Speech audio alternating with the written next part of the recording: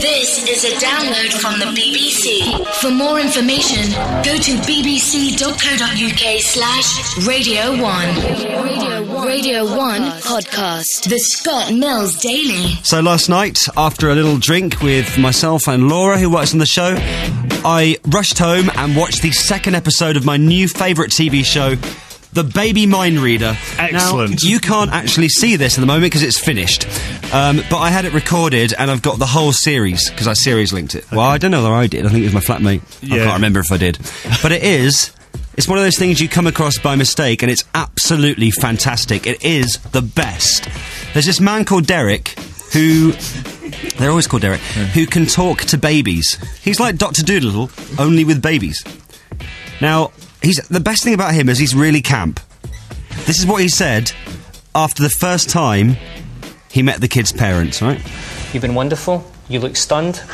Thank you very much, and I hope to see you again. Bye-bye. Bye-bye. And then he just turns round and walks out. It's like the end of the Pier Entertainment, listen. You've been wonderful. You look stunned.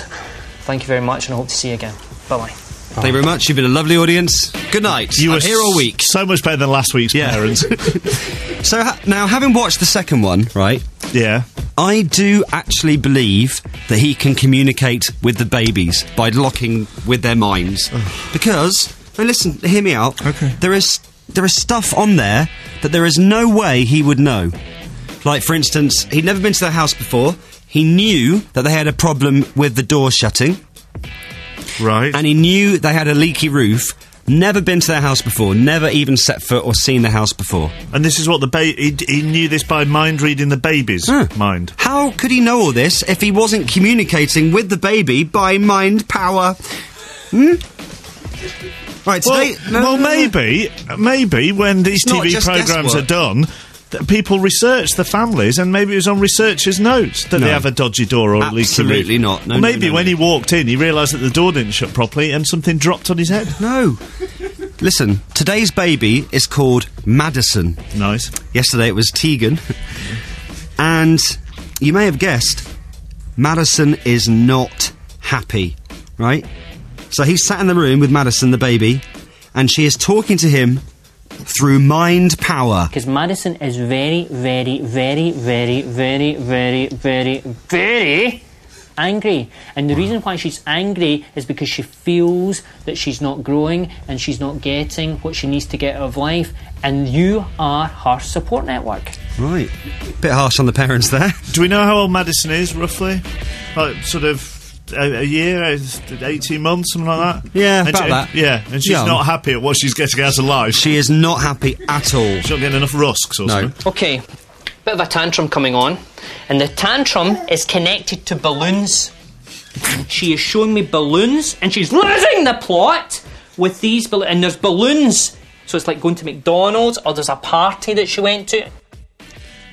Wow. What are the chances of that? That is absolutely unbelievable. Yeah. A child wants a balloon and then is going to have a tantrum when they can't have one. Yep. It's amazing what he gets out of these kids. It really is. Who'd have thought that? Unbelievable. Then things get really quite strange. She's finding it very difficult to understand why things are not put in their place and kept in their place. Right, so this is a baby who can't talk, right? But would really prefer it if the house was a little bit tidier. Yeah, there are lots of kids under 3 who really want tidy houses. The second point she mentioned to me in your reading was about tidying up. Now, look, there's a place for everything, and everything should be in its place. So Madison, who's about 18 months old, says there's a place for everything, and everything should be in its place. Having a laugh.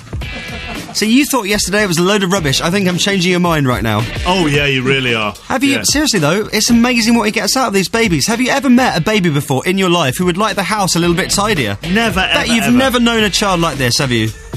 No. The third point is about a red orange drink. Madison said she gets very hyper after drinking this drink. So possibly it's time to reassess drinks that Madison is taking. So... from the power of the mind, Madison wants to reassess the drink she is taking and cut out the fizzy red-orange stuff. Yeah. So even when kids can talk, they don't manage to say stuff like that, do they? It's amazing that he deduced that kids get hyper after drinking a fizzy drink just from mind-reading a baby's mind. Well, Madison says she's not happy. She wants to reassess her drinks. It gets better. She was telling me about how she would like to have grapes and fruit.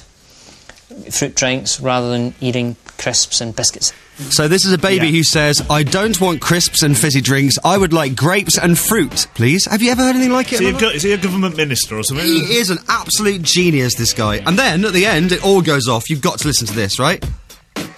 Listen. But your daughter doesn't want this. But there's been an improvement. It's not enough. Because your daughter... I'm not sitting here for this. I'm sorry, Derek, but I'm finding this very offensive. Well, I'm not sitting here. Can you call the cameras, please?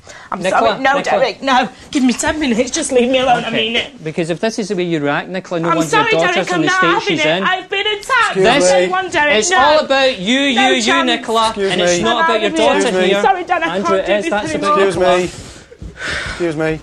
Thank you. Can you hear that? That's the husband at the end, trying to stop the argument by going, excuse me, excuse me, thank you. Please tell me one of them thumped him at the end of that. Did they? Seriously, this is brilliant, and I've got the whole series to watch. Radio 1 podcast. The Scott Mills Daily. This is a download from the BBC. For more information, go to bbc.co.uk/Radio